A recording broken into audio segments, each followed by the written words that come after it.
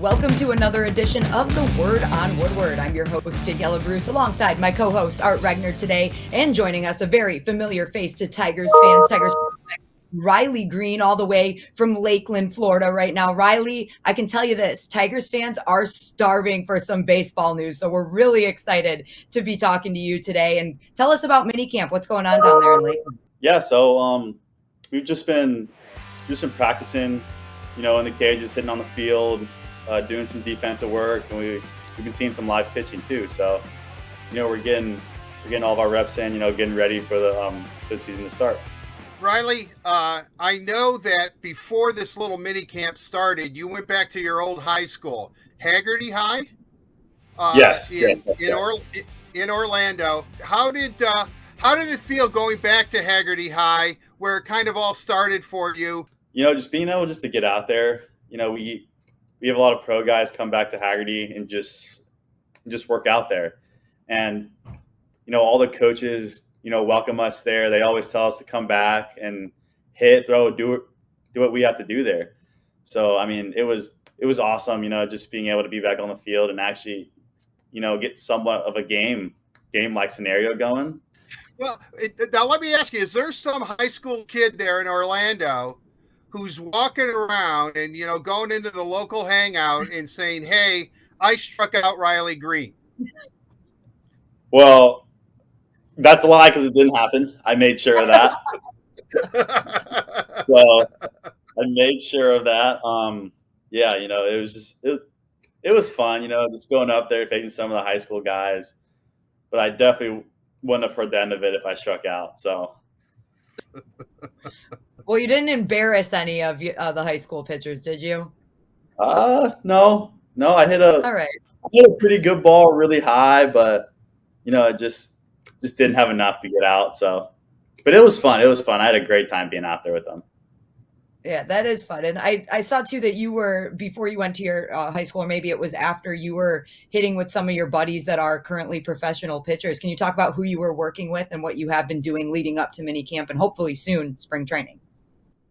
Yeah, I play with a buddy. His name's Blake Lubier. He's with the Red Sox. He's in their minor league system. He would text us, "Hey guys, I'm gonna throw live this day," and so we'd all meet out at Hagerty, and he'd throw live to us, and we'd get feedback from each other and just learn from it. You don't stay in one place, it seems, very long, yet the place you want to stay for a long time is Detroit. And I saw this clip of you where and they keep playing it over and over and over up here in Detroit, where you're saying, "Last year I didn't make the team, and so I just do what I do, and I want to make my goal is to make the team." You almost sounded defiant, like, "Hey man, no more moving up levels. Detroit is where I'm going to play." Do you feel that way? Are you like, "Hey, it's the Tigers or bust"? Well, so, I'm just going to go out there and I'm going to play as hard as I can every day. And the rest of that stuff will take care of itself, I'm just going to go out, play as hard as I can, try to win games for wherever I'm at, and the rest of it will take care of itself. But you've performed great at every level. They can't keep you down, I guess is what I'm saying. I'll develop and let's see where he goes. You arrive at a place and boom, you're doing your job. I just think that your time has come right now. Maybe I'm your biggest fan though too, so you can just that is probably true. Can confirm. Well, yeah, like I said, just goes back just to playing as hard as you can, and just wherever I'm at, I'm going to treat it like it's my big leagues, and I'm going to try to win games for wherever I'm at. So, and the rest of it will take care of itself. So. I know you're probably tired of talking about this, but I'm going to ask you again, because you and Spencer Torkelson have built a friendship over the past few years. Obviously, you've been coming up the ranks that Art was just talking about together. What is it like to have him when, you're in Erie, then you guys are in Toledo together, and kind of just have somebody to bounce things off of and go through the experience together with? Yeah, it's almost like a comfort factor, just, being able to have someone there I'm really good friends with, and, just going through it with them. We're not always going to be hitting home runs at the same exact time. We're not always going to be hot at the same exact time. One of us is going to be failing and one of us is going to be hot.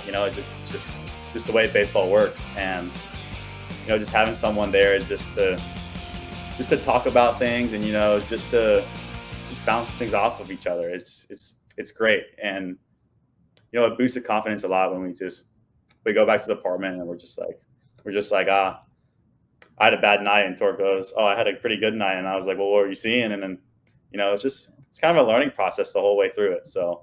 All right. Can you give us a funny, like, non-baseball story? Give us a good Spencer Torkelson story.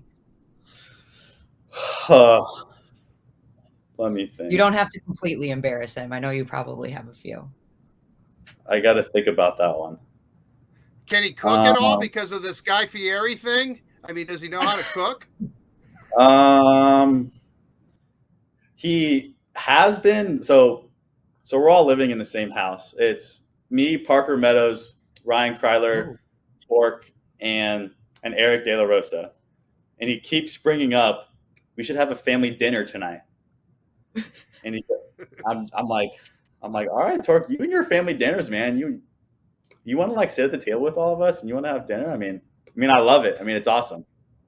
But I was walking out and he goes, you want to go to Publix and get food for dinner later? I'm like, yeah, sure, let's do it. So, but yeah, we got some pretty funny stories. I mean, we probably can't say, but we joke around a lot in the house, and we always have a good time. So you don't see like maybe a modern day murderer's row when you and Tork and Diggler and Pride, all you guys kind of are on the Tigers at the same time. I mean, yeah. I mean, that'd be awesome. Being able to play with my buddies and winning baseball games with my friends. I mean, it's awesome. And I definitely dream about it. One day being up there with all those guys and winning baseball games and winning a World Series with them. So yeah, it's definitely really exciting. Just being able to think about that. All right. Last question from me, Riley. I just want to know, during this period of time, right? You're at mini camp right now. Obviously, that's great. You're getting some work in with some of your former teammates and future teammates as well. But what are you focused on leading up to what will be hopefully a soon spring training? What is the biggest focus for you, and how do you make sure you stay in baseball shape for when that does happen? So, yeah, I'm just focusing on, keeping the body healthy. When I come back to spring training, it takes me a while to really get my approach back when I'm in the box, and I'm starting to slowly get it back.